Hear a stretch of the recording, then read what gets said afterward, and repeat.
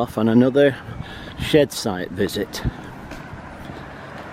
I'm in Folkestone and I'm going to see, I've tried to get to the remains of Folkestone Junction, which was a sub-shed, numbered 74C.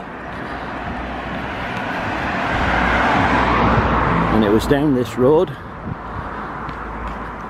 and behind this building coming up, I think. I hope I can get in.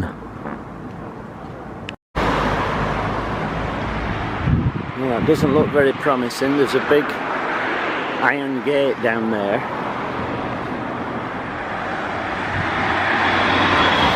It was actually behind that building. And there should still be a railway line there, and the station was called Folkestone Junction.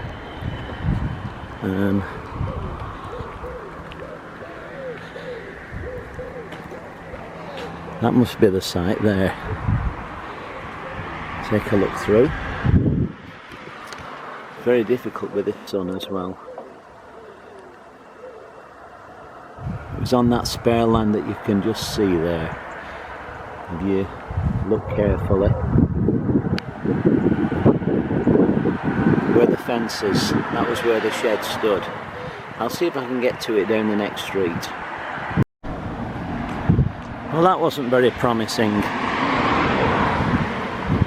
After driving 300 miles nearly, that's what you get.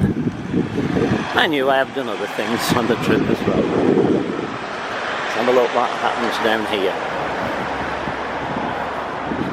There's another fence at the bottom of the road. That doesn't look promising either.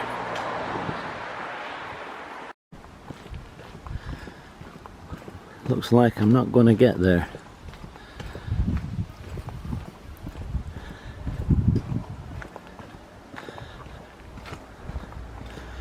No, do not trespass on the railway, it says. Penalty £1,000. I don't want to pay that, do I? Maybe I can get the camera in and maybe we can see it here. Well, that's the site of the shed, and you can see there's a line still in use because there's a diesel multiple unit there waiting to go. Or maybe it's just stable there.